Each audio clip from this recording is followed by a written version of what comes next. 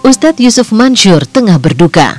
Sang ibunda, Hajah Humrifah binti Firdaus, hari Senin sore kemarin berpulang ke rahmatullah pada usia 67 tahun. Kesedihan dai muda ini lantaran dirinya tak bisa mendampingi sang bunda di detik-detik terakhir kehidupannya. Saat ajal menjemput, Ustadz Yusuf Mansyur tengah berada dalam perjalanan pulang menuju Jakarta dari Banjarmasin.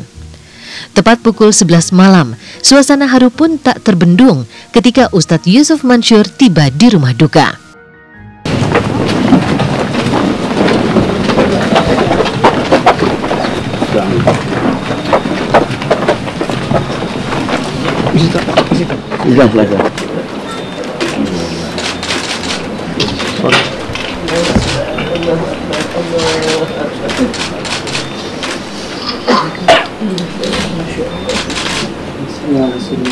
Amin.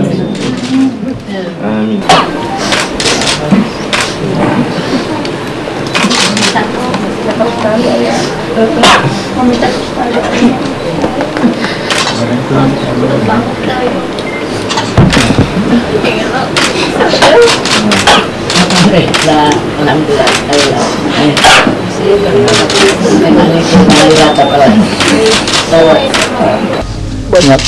Banyak.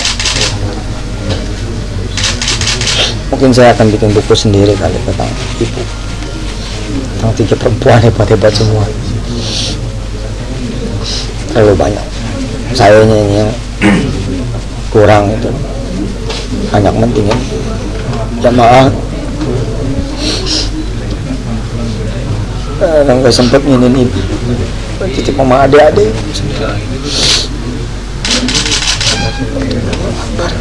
Mudah-mudahan sih saya didoain sama pemirsa amal soleh kami diterima sehingga ngalir ke ibu.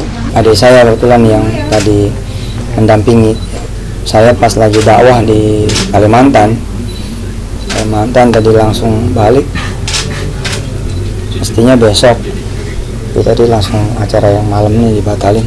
Saya datang serangan asma ya, tapi dia dikabul ya, pengen meninggalnya di rumah.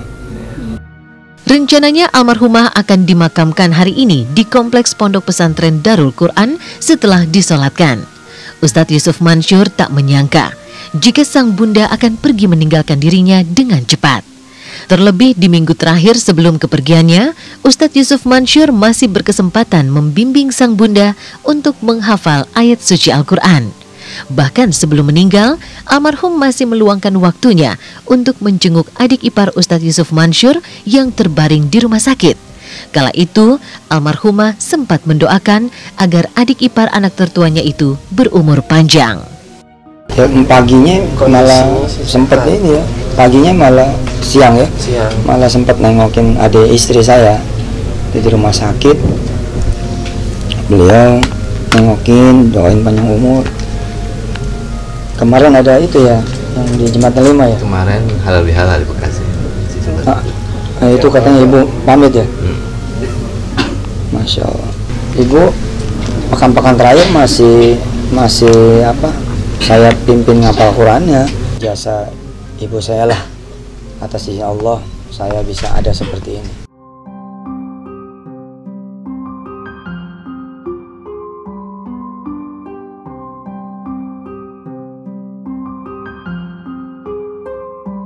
Saat rumah tangga Ayu Ting Ting masih dibalut serumpun tanda tanya, maka berbeda dengan perselisihan antara Ivan Fadila dan Vena Melinda.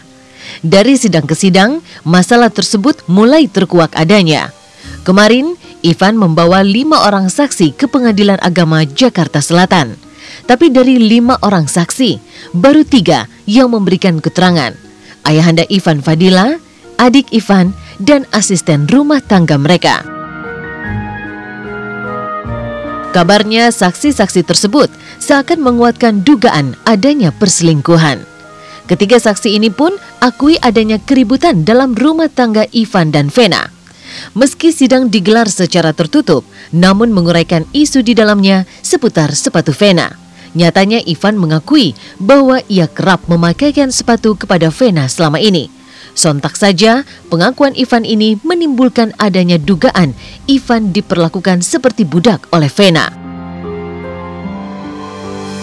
Lantas, benarkah jika Ivan selama ini diperlakukan seperti budak oleh sang istri, padahal ia adalah seorang kepala keluarga? Yang dicontohkan oleh Pak Sujoko atau bapaknya Pak Ivan itu ya memang diucapkan dengan terbata-bata, misalnya bagaimana Bu Vena memperlakukan Pak Ivan dalam tanda petik sebagai diperbudak. Yang beliau kasih contoh tadi adalah salah satunya adalah selama hampir sekian tahun itu kalau Bu Vena pakai sepatu, dipasangkan sepatunya oleh Pak Ivan. Saya pribadi, apa yang sudah saya lakukan itu semua saya buat dengan ikhlas, kok nggak ada masalah. Yang jelas dengan adanya masalah sekarang ini, ya saya cuma bisa berharap kita semua bisa membuka diri lah untuk selesai dengan damai. Gitu. Tadi kami juga ada menyampaikan keberatan, kenapa? Karena tidak sesuai dengan kronologis. Gitu. Ada banyak hal yang tidak disampaikan pada saat dia memberikan keterangan. Bapaknya tahu ada keributan, tapi dia tidak pernah tahu apa permasalahan. Jadi hanya ada tahu ya, maksudnya ada tahu. Cuma tadi kalau dari keterangannya intinya dia hanya tahu dari kulit luarnya aja ya, jadi tidak tahu persis. Entah seperti apa kebenarannya, yang jelas kasus perceraian pasangan ini kian memanas. Bukan lagi soal sebab dan akibat perceraian, tapi mulai merambat ke permasalahan harta gono gini. Surat perjanjian pranikah di antara keduanya kini mulai dipermasalahkan di ruang sidang. Untuk harta gono gini, ada perjanjian pernikahan. Terus kemudian harta ini sudah diberikan oleh Mas Ivan atas nama Mbak Vena. Perusahaan nggak ada dituntut sama Mbak Vena. Kenapa? Karena Mbak Vena sadar akan perjanjian pernikahan yang sudah dibuat. Pada awal Mas Ivan bilang tidak tahu mengenai perjanjian pernikahan. Sekarang dibilang tidak baca. Berikutnya lagi dibilang nggak dapat kopinya. Sekarang dibilang bahwa perjanjian pernikahan itu nggak berlaku untuk rumah ini, rumah ini.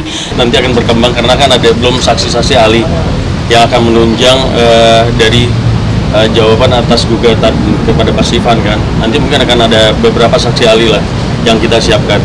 Karena kan ini kita harus memperdetail juga kan, karena masalah ada teknologi ini. Terus bagaimana sih sebenarnya perjanjian pernikah itu di mata agama Islam sendiri.